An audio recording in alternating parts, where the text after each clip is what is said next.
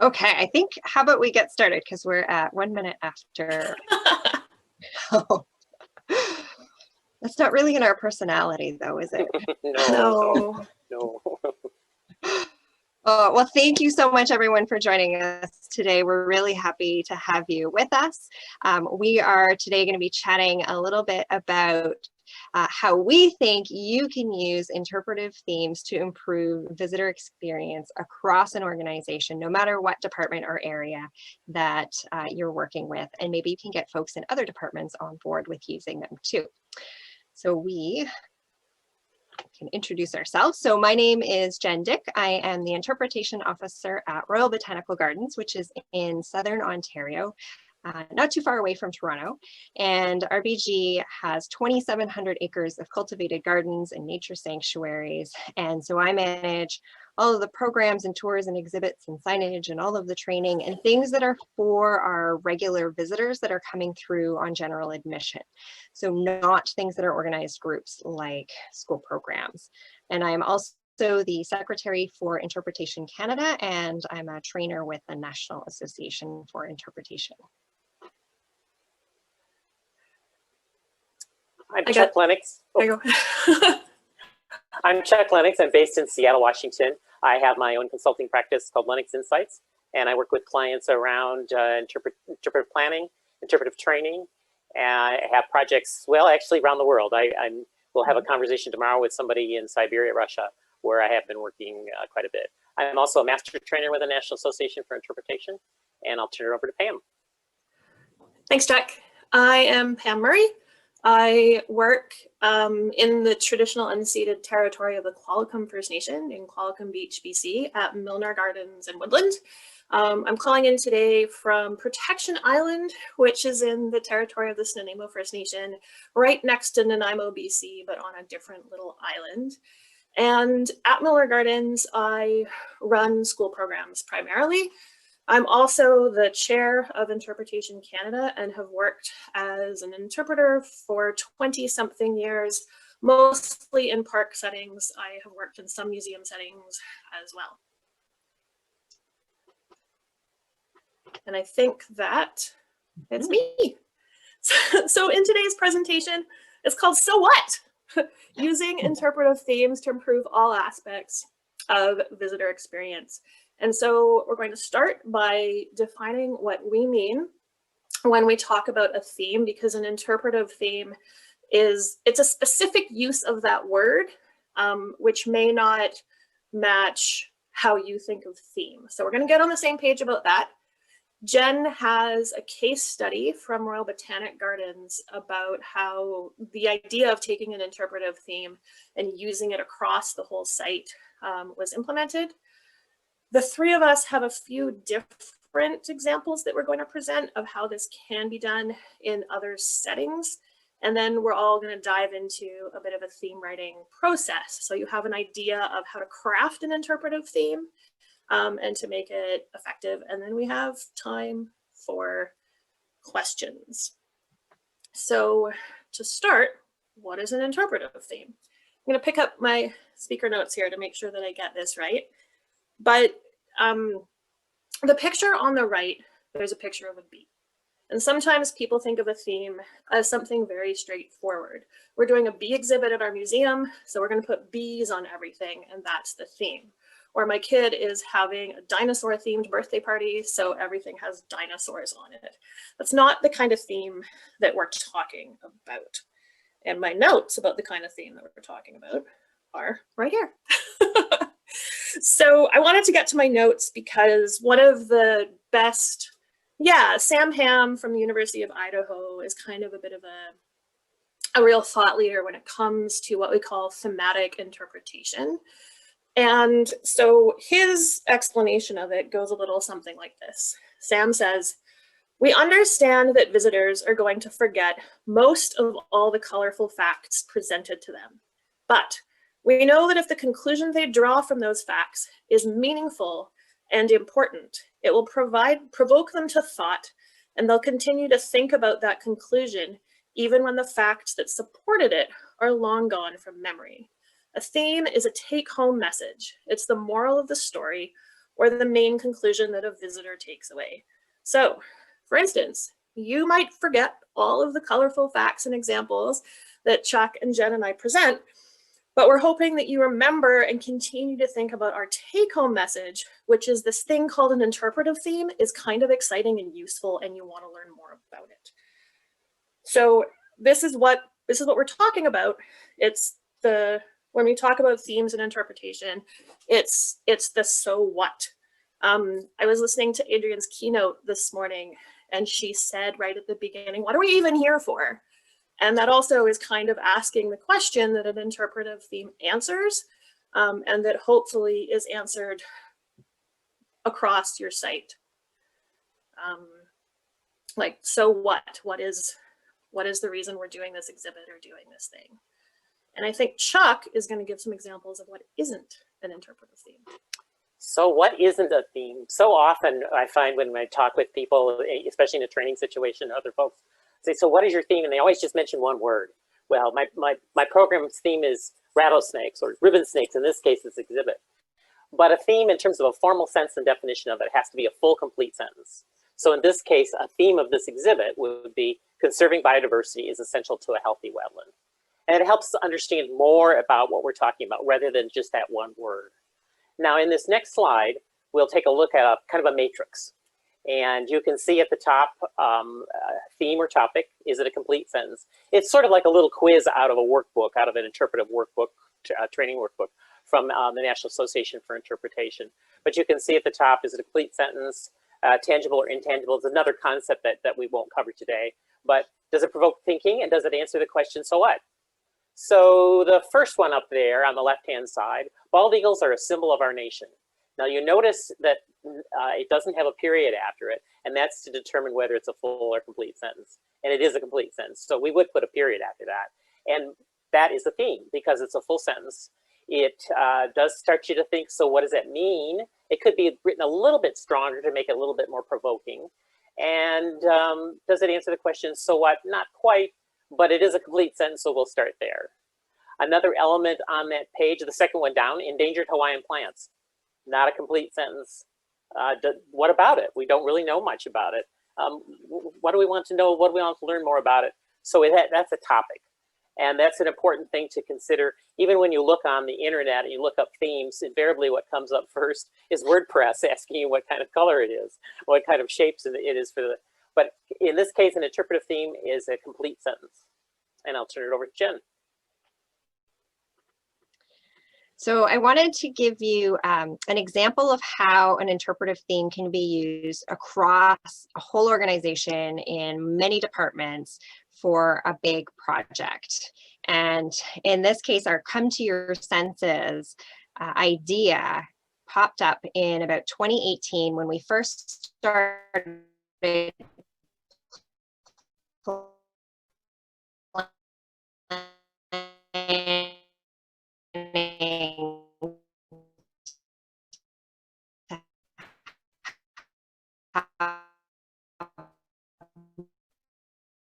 multiple years of our annual theme for 2 years instead of just one, which worked out really well this year for us. We were just reusing what we had the year before. So what we did is we formed a committee with staff from many different departments across the organization. So we had visitor experience at the table, we had marketing and communication, education, which is the department that I'm in, special events, customer programs, horticulture, science, development, gift shop, membership. So we had folks from pretty well everywhere, even operations was a part of the committee. And we went through multiple ideas, get down into a thematic statement. Now, why did we want to do this? So that's an important question. We were hope on the minds of our guests, and that would encourage people to come again. So we wanted repeat visitation, and it created kind of a refreshed, more managed experience for our guests. So they were seeing similar things, but just a different take on it or a different spin, different displays to highlight the aspects. So our goal was to provide an overarching context each year to help us develop our programs, our displays. We wanted to package everything together and provide legendary guest experiences. So legendary guest experiences was part of our strategic plan, which is a pretty lofty goal. And this was helping us to do that. So we had, again, broad topics, and the first topic that we chose was senses. And we came up with the title, Come to Your Senses. So Come to Your Senses is not our theme, it's the title of our theme. Our theme statement here is a little long. So I want you to consider some of the examples we'll give you later on will be much shorter. But the topic we were looking at is exploring the gardens with our senses. And this long interpretive theme helped to guide everything. Under this big interpretive theme, master theme, we also had sub-themes about scent and color and texture and other senses like time and gravity that would guide how we would develop our programs and our signage and displays. So many effective themes are much, much shorter than this one, but this one's so long because it really had to incorporate everything that we were doing across the whole garden. So an example of a very short effective theme is one that we use in our department, which is All Life Needs Plants. Much simpler than this broad, long one. But we wanted something that would carry all of the experiences. So I want to share a few examples of different things that we did under this master theme statement, and then we'll give you some other examples at other places as well. Now, one of the fun projects that I got to work on, which I really enjoyed, was working with our horticulture department to plan the displays of annuals that go throughout the gardens for the summer season. Usually kind of mid-May, late May until end of September, we would have these displays out in the gardens. And we wanted a way to encourage people to explore different garden sites. So we have 5 different garden areas. So we wanted to get people to different spots. And the displays were connected with a series of signage, and we had a handout that acted like a self-guided tour to bring people to these different displays. And each display fit one of the sub-themes within the master theme. So we had one about temperature, so having people stand in the shade and experience their sense of temperature, or putting together a whole bunch of plants that you could touch and feel, which was a lot of fun. We also offered tours through these different areas as well. So we had sort of the personal aspect, the personal interpretation, and then the non-personal with signage. We were able to connect some of our existing visitor offerings into the annual theme as well. So that way we didn't have to completely reinvent everything that we were doing. So it was still a new way for visitors to experience things, but it was something that was already pretty well set and we had a lot of experience with. And that was really helpful with marketing. So we had people who would already come to these things, but we were then reaching a new audience with new marketing material. The interpretive theme concept was also incorporated in membership information, and it was across our website as well.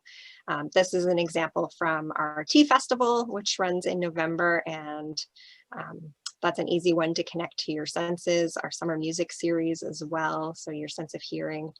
And then we had cooking classes and drumming and all kinds of other things that really tied in well.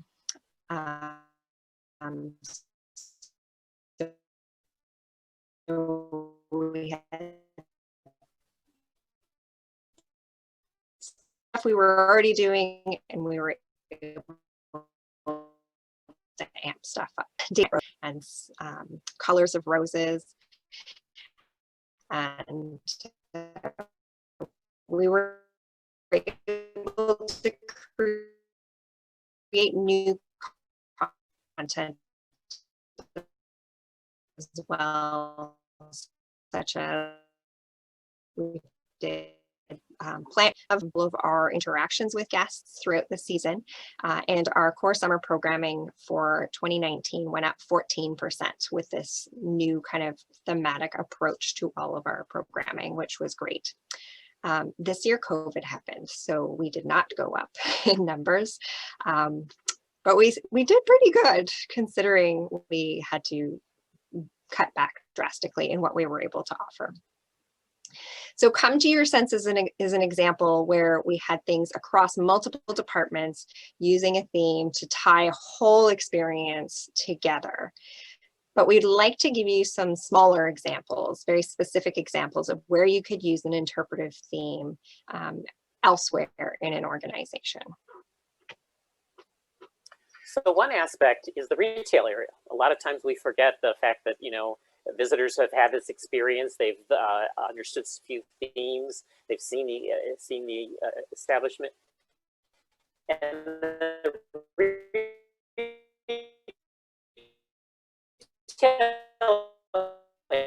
area can be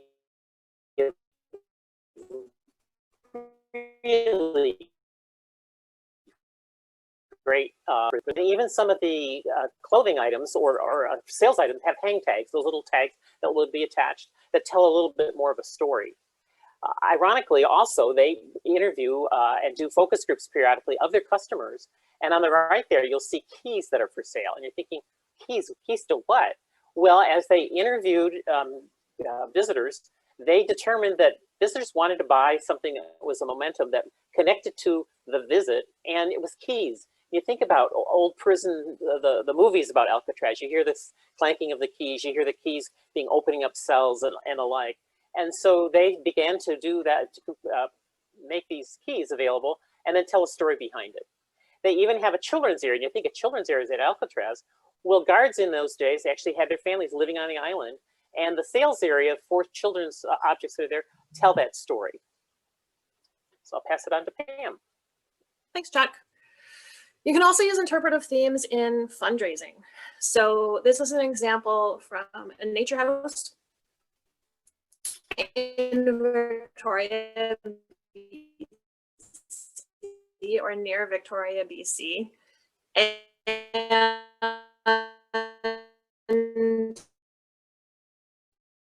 if you are in a smaller, sort of active way of getting community buy-in. So the programming at Goldstream Park in the Nature House is about a bunch of different things at different times of year, but the busiest time of year where there's the most need to educate visitors is around the time of the Salmon Run. We have tens of thousands of chum salmon that show up at Goldstream and tens of thousands of humans that show up to come see these salmon. So school groups come out, families come out, and there are a lot of interpretive and education programs that take place that focus really heavily on stewardship of salmon, specifically how to be a visitor of the park in a way that doesn't affect the salmon habitat. And learning things, they used a lot of puns. You could sponsor a class to come see the salmon. It's chum salmon that comes. So it was the Goldstream Chums program if you sponsored a class. But the sort of most powerful example of using an interpretive theme in the fundraising was something called the Salmon Run. So on the next slide, there's a 5K run. And this run took place in the campground during Salmon Run season. So it wasn't just a fundraiser, it was also an experience in the park. And the kind of marketing slogan for the run was Salmon Run, so should you, which is a marketing slogan. It's not an interpretive theme, but it really links back to the actual interpretive themes of the salmon programs, which are about salmon do a lot for us, and so we should be better stewards of them and their habitat. And I think Jen is next. Mm-hmm. So another spot where interpretation can be really valuable is in communicating rules. And I really love this example. I know at my site, we deal a lot with issues of folks feeding animals, and Alaska State Parks, instead of just posting "Don't feed the birds" signs, took an interpretive approach. And they used what we call an authority of the resource approach in order to showcase the impacts of feeding rather than just sharing the rules. So their interpretive theme was "Your kindness is killing me." And it's a little drastic, but it captures your attention, and it really is a strong takeaway message, a strong interpretive theme. Now, their signage was only part of a one small part of a big campaign, but it was a really effective part, and they were able to do some before and after research as well. And the whole campaign between 2014 and 2018 resulted in a dramatic drop in fecal coliform of 99.88%. So very effective approach to using an interpretive theme for communicating rules. Another spot I think that would use themes really well is in membership campaigns. And a key element for a great interpretive theme is the use of universal concepts, which everyone can identify with. And in this example, I'm not sure if the Museum of Modern Art is actually using an interpretive theme, but what they're doing with this particular membership campaign is using elements of a strong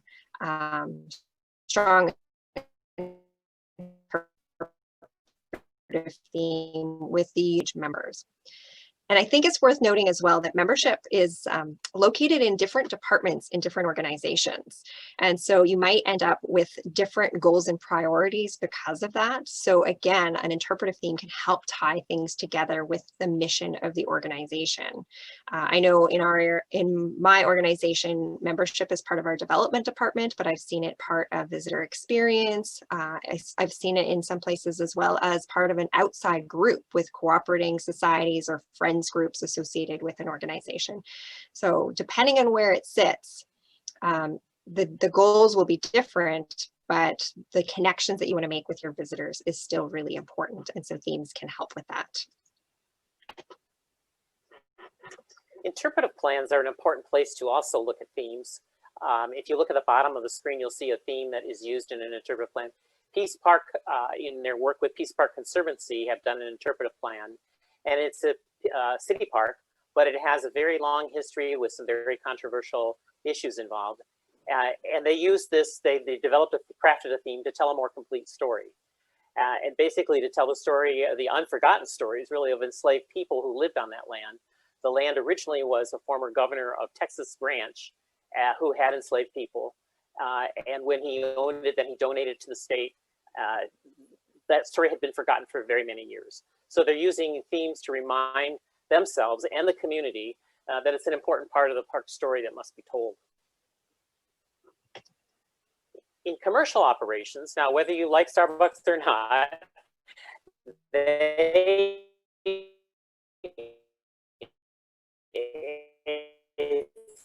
you really look carefully at some of these newer stores, which are called groceries, they usually now it's worldwide, and it's a way to show the customer fully experiencing the coffee experience, the coffee roasting experience. But they are using themes throughout the entire space and have really given a close thought to it.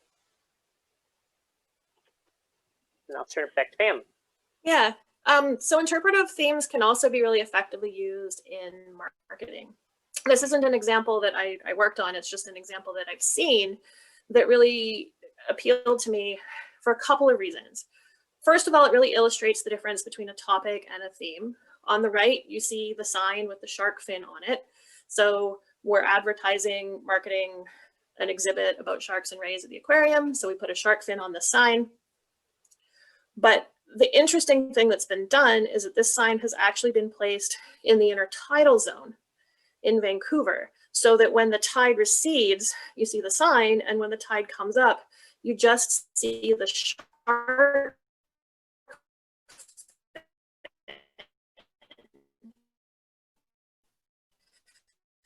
And the picture on the left is communicating. the idea that downtown Vancouver is shark habitat or is connected to shark habitat, although I don't know for sure, could very well be an important interpretive theme of the secret world of sharks and rays. And the sign, because of how it's positioned, is communicating that theme.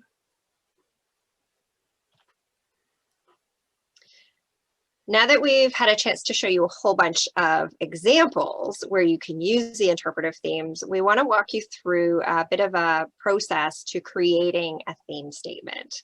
It's a simple process, but it's not necessarily an easy one. It does take time and it takes practice. I look back at some of my old themes and I think, oh, I could do better than that. So don't get discouraged. I promise you can get there with practice, and with some of the tips that we offer you today, hopefully this will help as well. So before you even start, there are 3 things that you really need to consider before you even attempt a theme. You need to ask yourself, who is your audience?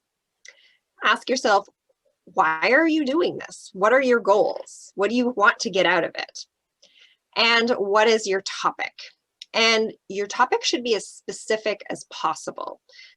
So not just a very big, broad topic, because then that makes it really hard to make a specific theme statement that will answer the so what question. So for example, on the image here, I have a bit of an exercise I did with staff for our winter light display that we were doing. And our topic wasn't just winter, it was Canadian winter traditions. So it was a much narrower topic that we used to come up with ideas of what we wanted to cover. This is a nice fill in the blank tool that can help you drill down to those elements and answering those questions to create an effective theme statement. The topic is your what, the audience is your who, your goal is your why, and the so what is your theme statement. So when it comes to your topic, in order for your audience to achieve your goal, it's really important for them to understand that that's your theme.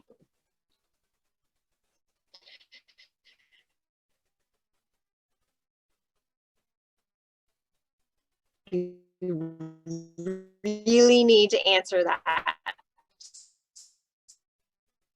So what question with you about what you're sharing with them? Why does it matter to them? So we'll give you an example, and this is an example of an interpretive theme that Pam developed for a campground theater program at Banff National Park. And of course, there's a lot that Pam can share about wolverines, which is why she's asked me to present this part. Otherwise, we'll get a lot of really cool stuff about wolverines. So if you ever have a chance to have coffee with Pam, ask her about wolverines. So in this case, the topic was wolverines, and the audience was people staying at the campground at Lake Louise, which is a very diverse group of people. And they all have the common experience, though, of spending time physically in that area. So the goal was for Parks Canada visitors to understand why they were encountering traffic delays on the highway, because big sections of the Trans-Canada Highway were being renovated to add wildlife crossings. And these crossings would benefit wolverines and other subalpine animals to support the and they were also looking to associate, to work on research to make the crossings effective. So having a focused theme and one that was compelling for people to feel okay getting stuck in traffic on their way to hiking destinations, and also want to be motivated to help with citizen science by reporting sightings was really, really important.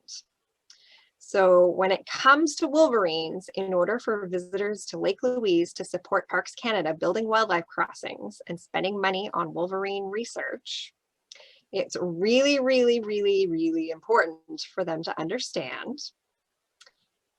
that wolverines are inspiring heroes who face obstacles to survival. So this hero theme was targeted to appeal to the type of people camping at Lake Louise, people who are drawn to big mountain landscapes, to the adventures available to them there. was also important that this is why the research and wildlife crossings are necessary for them. And so the theme really focused on real vulnerable human heroes rather than the more obvious kind of comic book superhero. The theme, after it was developed,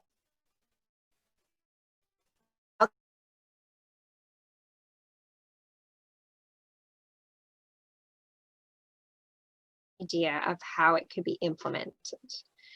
And keep in mind that if content doesn't fit your theme, leave it out. Because if you keep information in that doesn't support your theme, you'll confuse the visitors and they'll walk away with a diluted idea of what your message is.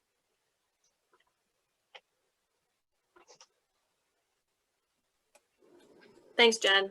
And I do love Wolverines, so having a focused theme to help me know what to leave out was really important. So when you are developing a theme, there's kind of a range of things that can make it effective or not. So as Chuck mentioned before, having it to be a sentence is important. So what we have here these are actually award criteria from Interpretation Canada's Awards of Excellence program when people submit interpretive programs and we're assessing the strength of their theme. So we need to see that the theme has been stated. And in this case, we have this theme about salmon. Salmon are food for wildlife, fertilizer for forests, important for First Nations cultures, and also contribute to tourism through recreational fishing, as well as the economy of British Columbia as a whole. That's a sentence, but it's not focused. There's multiple ideas there, and we can do better than that. The next level is a little bit more focused. It's salmon are awesome. It's a sentence, it's a clear idea, it's exciting, but it's really vague and it's not very specific.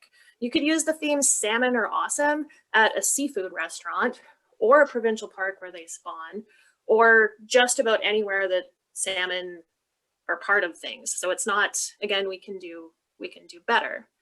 If we take this theme and we make it a little more specific, that's better. So if you narrow it down to Pacific salmon, and instead of just saying they're awesome, you get down to the fact that they're an essential part of coastal marine ecosystems. You're saying something focused and important and compelling, but I think this sounds a little bit more like a political statement than a compelling, emotional, interpretive theme, right? You can do this, you could put this on a display in a museum and people would probably walk away from this panel because it sounds like a textbook, right? If you can get it to be clear, specific, and compelling, this one here is the idea that without Pacific salmon, we wouldn't have forests. That's pretty compelling and it's true, but it doesn't necessarily show how it's relevant to your target audience or relevant to your agency. And these things might not sound important from the visitor perspective, right? That's a powerful theme as a visitor. But if you're trying to convince your management that you need the marketing department to use this theme, that you need the gift shop to use this theme, that you need to make sure that the restaurant in your museum is only serving sustainable salmon because this is the theme, then you need to show that your theme also is relevant to your target audience and to your agency. So level 5 theme, peak theme writing, the rotting salmon you smelled here, the rotting salmon you smelled on your way here are the lifeblood of Goldstream Provincial Park. And this is relevant to the site because we get visitors complaining about the smell and asking why we don't clean up the salmon. So turning that into, well, no, we don't clean them up because these feed this park, and that smell you're smelling is this forest being fed, is relevant not only to the visitor, but also to the people that take care of the park as well. And this sounds great. Hopefully we've made it sound easy, but there are of course challenges to this, and Chuck's gonna speak to that a little bit. So a few considerations to make when you're developing themes. Think about what is an interpretive theme, what we've mentioned so far, maybe reading some more up on it, and then what everybody else thinks a theme is. Use sometimes a word, sometimes a phrase. And a tagline, for instance, is not necessarily a theme. You've seen some things in this program that are more of an event title kind of thing, but they're not necessarily themes. They're definitely challenging to write, but they're also can be really rewarding in the end when it's like, yes, I finally got it, makes sense. And remember to start with the theme itself, and then develop the program, the product, the event, whatever around it first. And the last bit of advice we have is find a good reviewer. Get somebody to read it for you, get somebody to review it for you, think about it, what does this mean to you, and kind of asking those kinds of questions. Next slide. And what we want you to do is to do some homework tonight. Maybe not right now during this presentation, but write an interpretive theme for a project at your site. A program that you might want to give, an exhibit that you think is going to go in, something like that. Take some practice doing it from what you've seen today, and take a hand at trying to write a good interpretive theme. Because what we really, and following this piece of advice that we gave earlier, using that kind of a phrase when it comes to your topic, your audience, your goal, and writing that theme, this will be a great segue into getting you started to writing a theme. Because what we really want to do in any kind of visitor experience is to provoke visitors, getting them to think about something, getting them to do something differently, getting them to just, not just have an experience, but do something different as a result of that visit. Thank you so much for your attention during this session, and I think we've got some time for questions.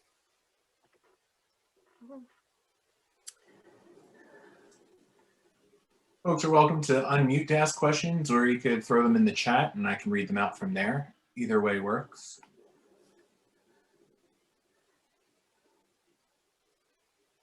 So I want to ask, can you guys hear me? Yes. Yes.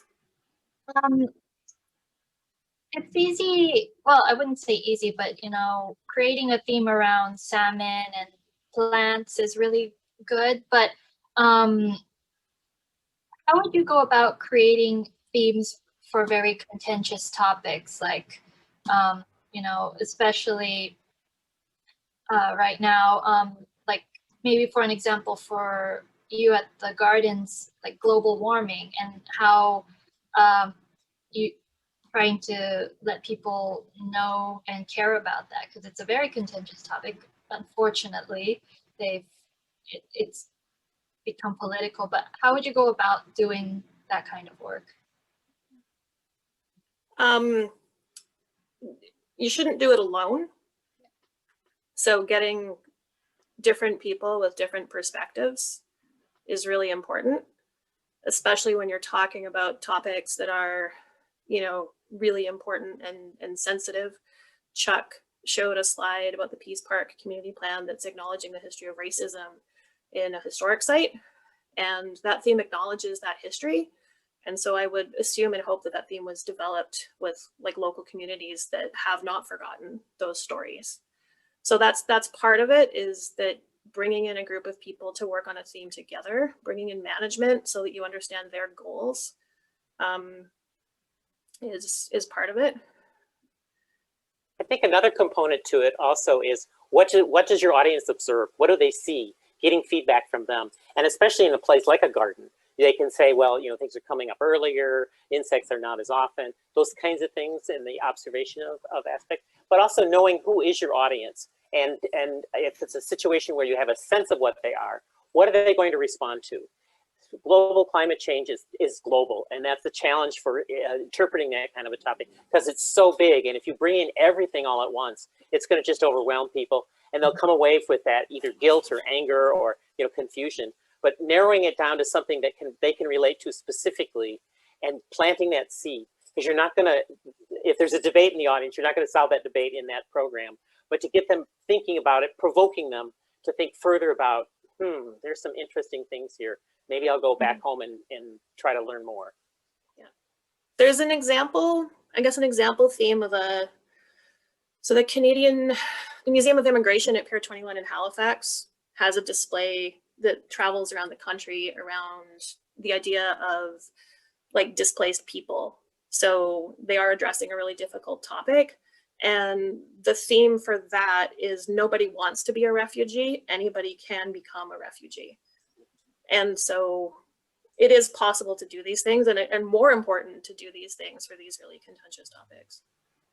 Or not contentious isn't the right word, but I think challenging to address. Yeah. And because of that, I think it's even more important, as you say, to make a theme so that you are focused. And that's where understanding your audience is extremely important.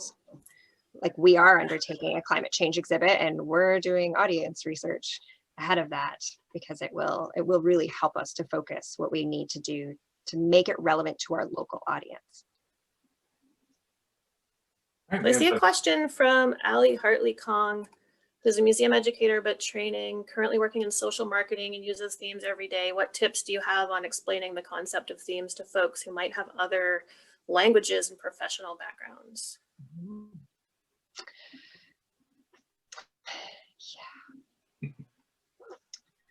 I They think could watch our presentation. the key component is keep asking that question, so what? You know, somebody will come up with it, and it's a progressive process. Usually when I find folks writing interpretive theme statements for interpretive programs, they start out just like that, with that series of phrases, series of themes that we presented with for Interpretation Canada, is they'll start out very simple, and I'll just say, so what? Make me care. Will your audience care about it? How do you change that to bring in and answer that question, so what? And it gets frustrating because you'll get pushback going, I'm tired of doing this. Take a break and start over again. Yeah, and I think, I mean, it depends on the person, but I'm a definitions person. So seeing a definition to me makes a huge difference. I remember the first time I saw the definition for interpretive themes, or even the definition for interpretation, was kind of mind-blowing. And so having that as a framework really helps some audiences. I know I share that with volunteers, and as soon as I go through those steps with them, like, what exactly is interpretation? What are the themes that we're using? Why are we doing it? And then it makes sense to them why we go through all the steps, why they have to go through this training in order to do the things we're asking them to do. I've also heard it described as it's a distillation of the whole program is distilled into that theme. And when you look up like a literary theme, it's got things in common with a literary theme as well, because it's also about the meaning behind it. So interpretation is meaning making, and themes are the meanings.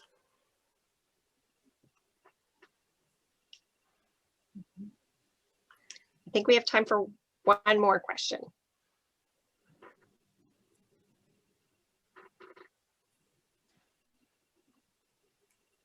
Going once, going twice.